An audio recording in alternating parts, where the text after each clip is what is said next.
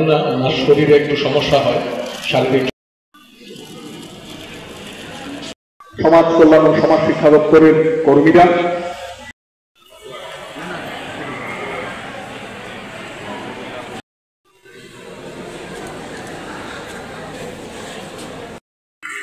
এরপরে আমরা আমাদের মাননীয় নিযুক্ত মহাশয়কে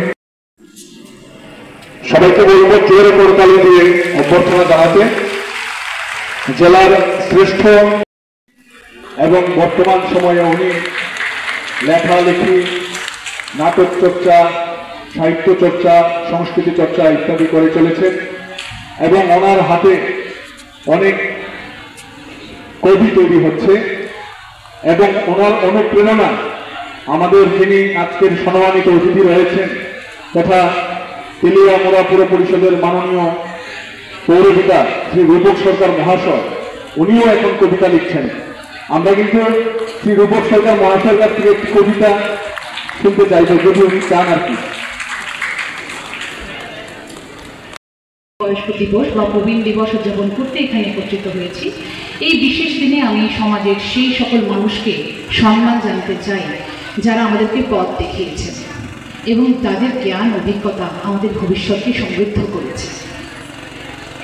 তারা আমাদেরকে শিখিয়েছেন কিভাবে জীবনে প্রতিকূলতা মোকাবিলা করতে হয়, কিভাবে শান্ত থাকতে হয়, কিভাবে এগিয়ে যেতে হয়। আমরা আপনাদের কাছে ঋণী। এই দিনে আমরা শুধু আপনাদের অবদানকে সম্মান জানাই না, বরং আপনাদের প্রতি আমাদের দায়বদ্ধতাও নিশ্চিত করছি। আপনাদের সুস্বাস্থ্য, আরামদায়ক জীবন, সমাজে সম্মানজনক অবস্থা নিশ্চিত করা আমাদের নৈতিক দায়িত্ব।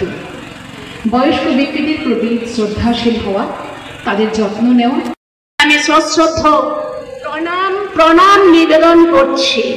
আমি প্রণাম নিবেদন করছি যারা এখানে মারা আছেন, যারা বাবারা আছেন, যাদের কারণে এখানে যারা বসে আছে এবং মঞ্চের উপরে অর্থাৎ বেলকনিতে যারা আছে, আমাদের ছাত্র ছাত্রীরা, আমার ছেলে মেয়েরা যারা আছেন, আমরা আমাদের বাবা মায়ের কারণে আমরা আজকে এই পৃথিবীতে এসেছি। আমরা এই পৃথিবীর আলো আমরা দেখেছি। এই চোখ দুটি আমাদেরকে আমাদের মা বাবা দিয়েছেন, মা বাবা দিয়েছেন আমাদেরকে এই চোখ দুটো, আমাদের দেহ, এই শরীর আমাদেরকে আমাদের মা বাবা দিয়েছেন।